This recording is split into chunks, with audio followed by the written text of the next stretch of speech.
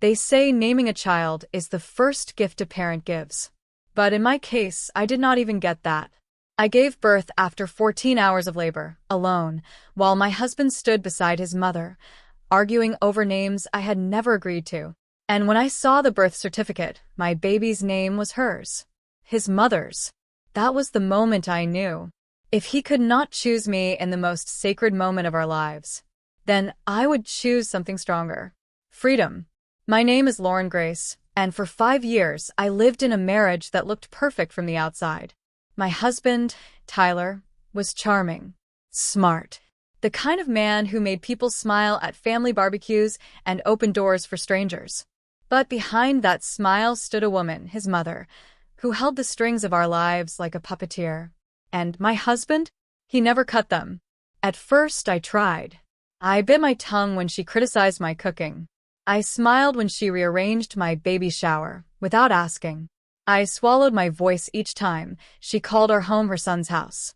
But when I gave birth and saw that name, her name, written on my daughter's certificate without my consent, I realized this was not a family. It was a cage. This is not just the story of a betrayal. This is the story of how I became a mother and how that role gave me the strength to walk away. When I first met Tyler, I thought I had found the kind of love that rewrites every sad chapter before it.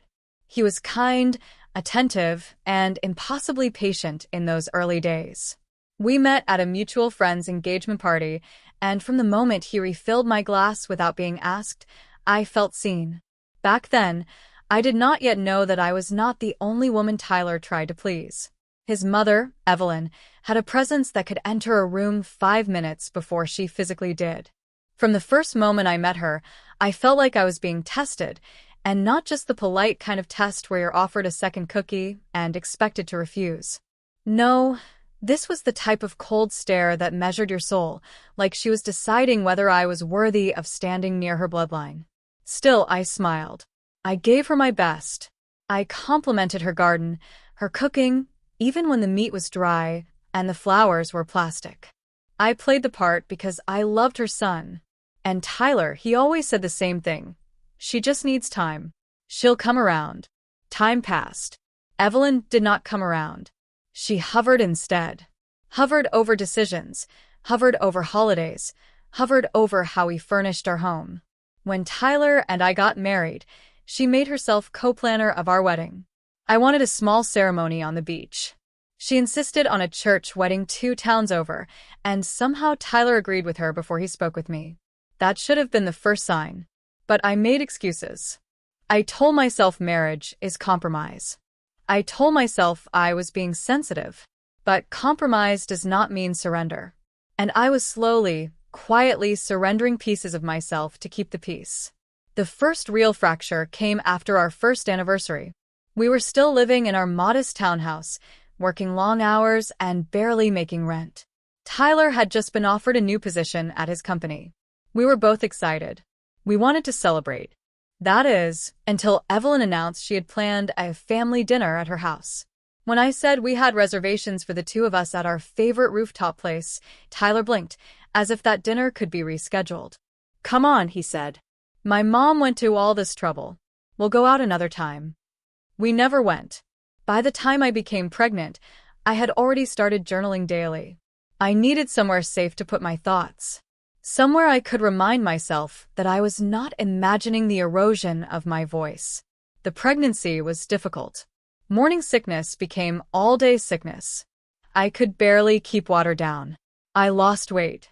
I spent entire days curled in bed, hoping the baby was okay, while Evelyn constantly hinted that I was being dramatic. I never had a single symptom with Tyler, she would say loudly, as if I was underperforming as a mother already. And Tyler? He just smiled and shrugged. "She's old school," he'd say. "Ignore her." But I could not ignore her when she came over uninvited and started painting the nursery blue before we even knew the gender. I could not ignore her when she took it upon herself to make a list of acceptable baby names and taped it to our fridge. I could not ignore her when she whispered one day, while Tyler was out, "The baby will take after the stronger bloodline." I laughed it off, but inside, something cracked. The day of the ultrasound, I had a spark of hope. Tyler held my hand as the technician smiled and said, "It's a girl." I cried. Not because of the gender, but because I felt something stir inside me. A protective flame. A fierce joy. A promise I made silently in that dark room. You will never feel unloved. Not on my watch. We drove home in silence. That evening, Tyler told his mother. I heard the shriek from the kitchen. A girl? But we needed a boy to carry the name. I stood there, arms crossed. She is not a disappointment, I said, stepping into the room. Evelyn blinked at me, as if realizing for the first time that I was still there. Of course not, she said flatly. Girls can be useful, too. I started keeping a list of names in my journal. Names that felt like hope, that tasted like power when I whispered them in the dark. Names of women I admired. Women who had lived through storms and still stood tall. Tyler glanced at the list once. These sound hard, he said.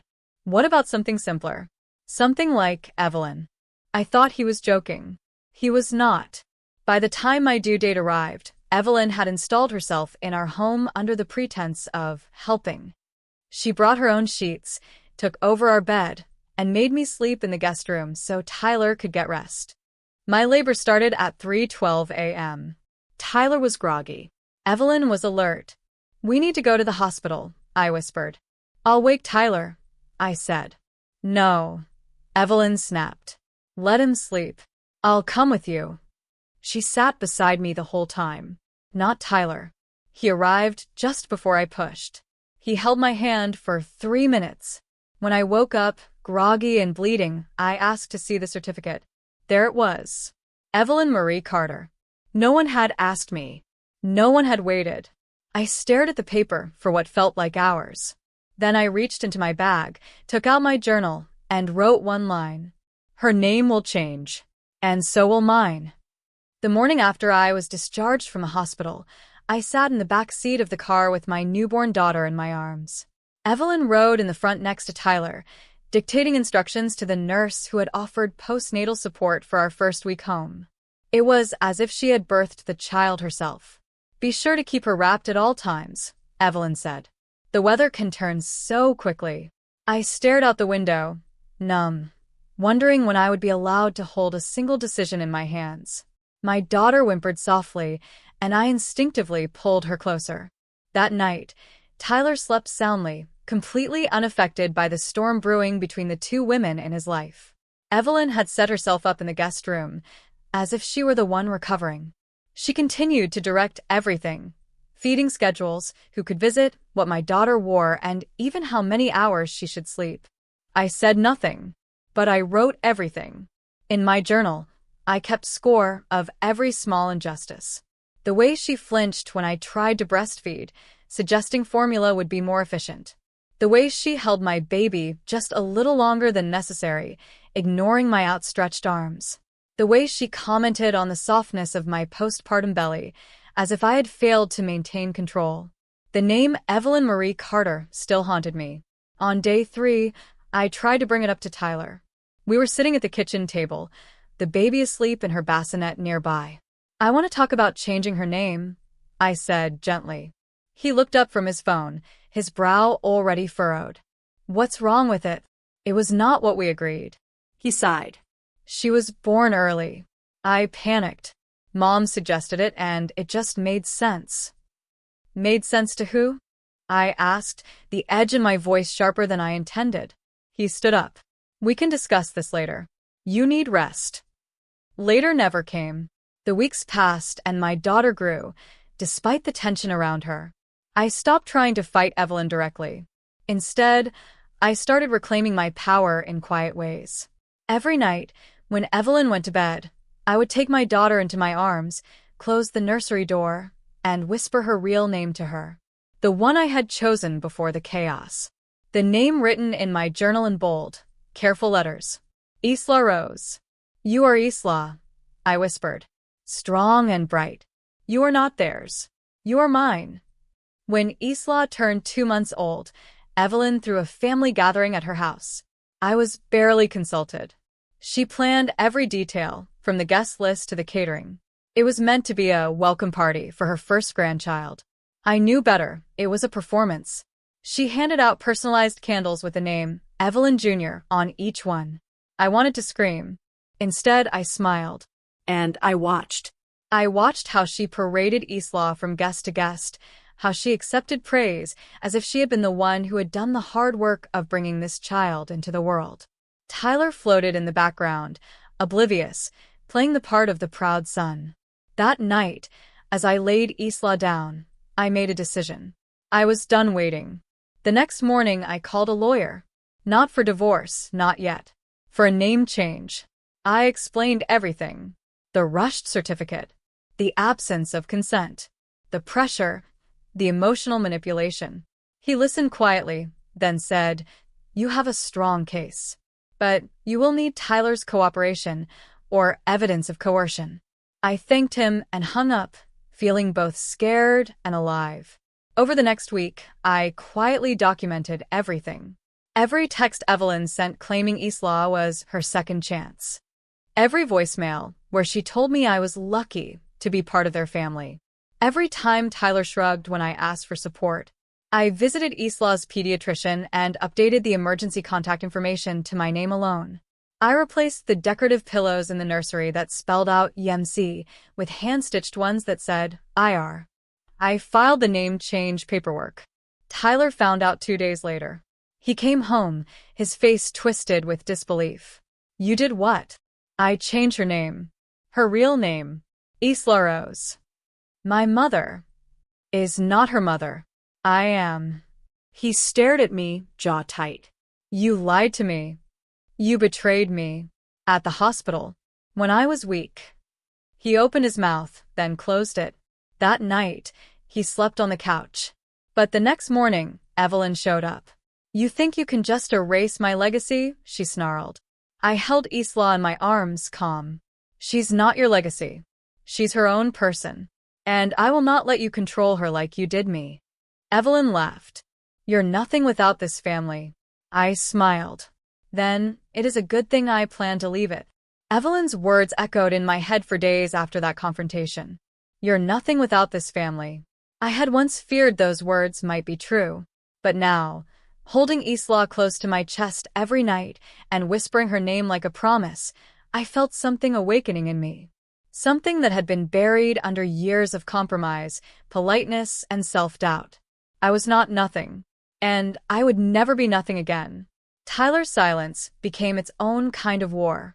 He walked around the house as if it no longer belonged to him, barely speaking unless necessary. He did not mention the name change again. Perhaps he thought if he ignored it, it would somehow reverse itself. But I was done reversing. I was moving forward. The only time he seemed animated was when his mother came over. Evelyn's visits increased, and with them, the pressure. She began dropping hints about shared custody, about family rights, even about challenging the name change in court. One afternoon, I came home from Isla's pediatric appointment to find Evelyn in the nursery, rearranging the books and replacing my new IR pillows with the old ones, YMC. I picked them up without a word and dropped them in the trash. She watched me with fire in her eyes. "You're erasing history." "No," I said quietly. "I'm writing a new one." I began to make plans. Not just emotional ones, logistical ones. I researched part-time remote work I could do while raising Isla. I reached out to friends I had pulled away from during the marriage. I even contacted a counselor through a women's support network. It was not dramatic. It was not explosive. It was deliberate. Quiet. Like water carving through stone. Every small act a rebellion. Every decision a step out of the cage. Evelyn noticed. Tyler did not. Then came the final straw.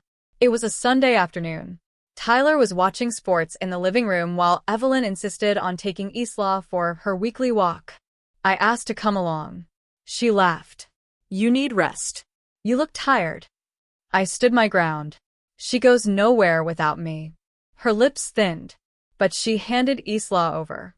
As I buckled my daughter into her stroller, I noticed something tucked beneath her blanket. A small silver necklace. The name Evelyn Jr. was engraved on it. I held it up between 2 fingers and turned to Evelyn. "She's not your replacement. She's not your second chance." She's my daughter. You're just hormonal, she snapped. You don't know what you're doing. I know exactly what I'm doing, I said. And this ends now. That evening, I served Tyler dinner and asked him to sit. I need to tell you something, I began. He looked up, tired. What now? I'm leaving. I'm taking Isla, and we're going to stay somewhere safe. I've already spoken to a lawyer. I'm filing for divorce. His fork dropped. You can't be serious. I've never been more serious in my life. He shook his head. Because of a name? No. Because of what that name represented. Every moment you stood beside your mother while I bled alone in that hospital room. Every time you looked through me instead of at me. Every time you let her make me invisible.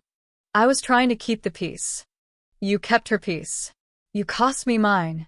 Tyler begged. For days he begged. Evelyn called repeatedly, alternating between threats and guilt.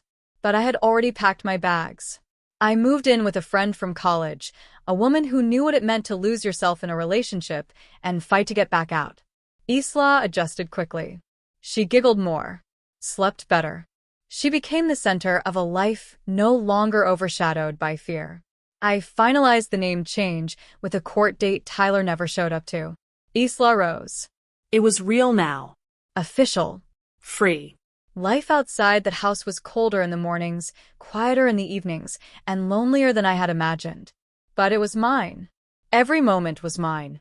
I was no longer flinching at the sound of a garage door. No longer checking my words in fear they might be reported or twisted. Isla and I shared a one-bedroom apartment in a modest building near the edge of town. My college friend, Rachel, had offered us the space until I got on my feet. The living room had mismatched furniture, but there was warmth in the walls and peace in the air. Isla slept better. I breathed deeper. But that did not mean the shadows disappeared overnight. Evelyn's presence loomed. Her calls started again, first through Tyler, then from numbers I did not recognize. She left voicemails that swung between insults and pitiful cries, warning me I was depriving Isla of a legacy, of a future, of a name. I kept every message. I forwarded them to my lawyer. Tyler sent a long email 2 weeks after we left. It was the most honest thing he had ever written. Lauren, I am sorry. I thought I was doing what men are supposed to do, keep their mothers happy, keep their households calm.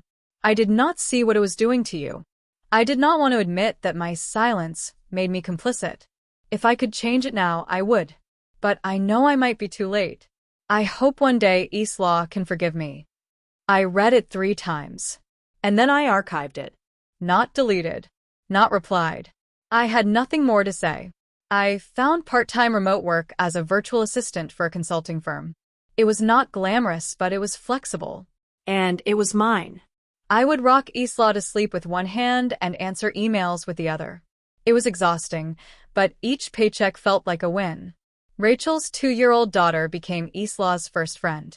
The girls would babble together in the living room, and we would laugh at their attempts to walk while toppling into each other like drunken ducks. Every smile Isla gave me was proof. I had done the right thing. Still, the legal case had to move forward. I wanted sole custody. No visitations under Evelyn's eye. I knew what she was capable of. My lawyer agreed it was not safe, especially after I played one of the voicemails aloud. If you think you can raise that girl without us, you are dumber than you look. She's my granddaughter. And if I have to go to court to remind you, I will. My lawyer raised an eyebrow. Sounds like a threat. It was. We filed the motion. Weeks turned into months. Evelyn and Tyler showed up to the first hearing with a high-end attorney and matching solemn faces. I brought evidence.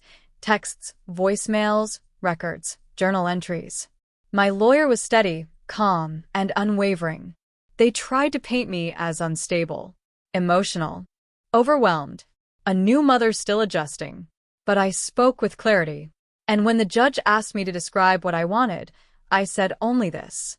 I want my daughter to grow up knowing she has a voice. I want her to never fear being invisible in her own home. When I walked out of that courtroom, the air felt different. Free. The ruling came 2 weeks later. Full custody awarded to me. Tyler would be granted limited supervised visitation, with no access to Evelyn unless I approved it in writing. I never would. Rachel bought a small cake that night. Vanilla with strawberry filling. She wrote "Freedom" in pink frosting. Isla smashed it with her tiny fists, laughing, unaware she had just become the center of a story that began with silence and ended in sovereignty. It was a strange thing to wake up without fear. To brew coffee while humming a tune, not looking over your shoulder. To hear only the sound of your baby's laughter, not a critical voice echoing through the walls. This was my new normal. Peaceful, predictable, and yet, with every passing week, a part of me waited for the sky to fall, for Evelyn's wrath to find a new channel, for Tyler to try and rewrite history. But nothing came, just silence. I began to trust the quiet. I used my time to rebuild my confidence. I took online courses during Isla's naps, business writing, digital marketing, even parenting support forums. Rachel watched Isla when she could. She said I was glowing lately. Stronger. I was. And then, just when I believed it was over, a letter arrived. Official court stationery. From Tyler's attorney, requesting a motion to reverse visitation terms. Evelyn had filed an affidavit claiming emotional distress from being kept away from her granddaughter. I laughed. Then I cried. I had fought so hard to create peace. Now they wanted to storm back in like nothing happened. I forwarded it to my lawyer. She called immediately. We're not backing down. Back in court, I stood firmer than ever. My voice did not shake this time. I brought printed copies of every voicemail Evelyn had left. I spoke not just as a wife, but as a mother who knew the damage emotional manipulation could cause to a child. Evelyn's lawyer tried to paint me as bitter, isolated, that I was punishing a grandmother for personal issues. The judge, an older woman with steel-gray hair and kind but sharp eyes, interrupted him. She looked at Evelyn. Do you acknowledge leaving the following message? And then she played the recording I had submitted. Evelyn's voice, cold and cruel, telling me I would regret raising a child without their real family. Evelyn turned pale. I believe, the judge said, this is not about grief. This is about control. Motion denied. I walked out of court that day with the wind at my back. And for the first time in years, I held Isla high in the air and said, "We did it, baby girl." She clapped and laughed. That night, Rachel and I lit candles and toasted sparkling juice over takeout pizza. We celebrated not just the ruling, but the resilience that had grown quietly between broken moments. But my story does not end there. One night, as I rocked Isla to sleep, a strange notification popped up on my phone. A comment on an old Facebook post. From someone I had not seen in over a decade. Hey Lauren, I read about your case. I think I know something you should see. My heart skipped. I clicked. And what I saw would change everything about how I saw Evelyn and what she had done long before I ever married Tyler. The name in the comment was familiar, though aged by time. Madison Elser. We had gone to high school together, close friends once, until life and college sent us on different paths. Her message was cryptic, but the urgency behind it stirred something inside me. I messaged her back immediately. What do you mean? What do you know? Within minutes, she replied. It's about Evelyn, about what she did to me and others. She sent a phone number, and we set up a call that evening. Isla slept quietly in her crib beside me as I curled up on the couch, phone pressed to my ear, waiting. Lauren. Madison's voice sounded the same, only older, heavier. Yes. What's going on? I read your story. The custody battle. Evelyn's name rang in my head. I know you might not believe me, but she ruined my life once too. She's done this before. She took a long breath. When I was 22, I was engaged to Evelyn's nephew. We were so happy until she decided I wasn't family material. She started planting lies, manipulating stories about me, calling my job pretending to be someone else, accusing me of theft. Eventually, my fiancé pulled away. He thought I was unstable. 1 week before the wedding, he canceled it. I never got closure until I saw your case. My chest tightened. She is a pattern? Yes. I know 3 other women who have stories like mine. She plays the long game, Lauren. She picks women she sees as threats, then breaks them slowly. You are just the one who fought back publicly. A cold chill ran through my spine. I hung up the phone and stared at the ceiling. My mind reeled back to every calculated move Evelyn had made, the way she inserted herself into our marriage, the visits she claimed were routine, the things she said to Isla when she thought I wasn't listening. I used to think she was just controlling. Now I realized she was dangerous. The next morning, I contacted my lawyer. We may need a protective order. And I want to file something more permanent. Not just custody. I want Evelyn barred from approaching me or Isla. Ever. We'll need evidence, she said. I'll get it. I reached out to Madison again, and she put me in touch with the other women. We gathered sworn statements. Screenshots of texts. One of them still had a voicemail Evelyn had left threatening her back in 2013. It was vile. The case billed itself. And this time I was not alone. Court was different this time. Evelyn sat stone-faced, her composure cracking at the edges. Tyler sat behind her, avoiding my eyes. The judge listened carefully as each woman testified. One by one, their voices created a chorus of truth. And then it was my turn. I held Isla's photograph in my hands. I looked at the judge and said, "This is not about spite. This is about safety. No child should grow up under the shadow of someone who believes love is ownership and control is protection. I have forgiven many things in my life, but I will not forgive what nearly cost my daughter her sense of security or her identity." There was silence. Then the judge nodded. A restraining order was granted. Evelyn was no longer allowed near me or Isla. Outside the courtroom, I held Isla close as the wind tugged at her tiny curls. Rachel stood beside me, her eyes filled with quiet pride. "Are you okay?" she asked. I nodded. "Better than okay. I'm free." The news spread slowly among those who knew us. At playgroups, at parks, and even online, whispers turned into open conversations. People who once praised Evelyn's elegance now shared their own stories of subtle intimidation. Not everyone believed me, of course. Some never would. But I had long stopped living for validation. I was living for Isla. We celebrated her 2nd birthday with a backyard picnic. Rachel invited her sister's family. A few moms from the community brought cupcakes and tiny wrapped gifts. Isla giggled through a homemade bubble machine. I watched her twirl in a yellow dress and thought, this is the life I wanted for her. Unapologetically safe. Tyler sent a gift.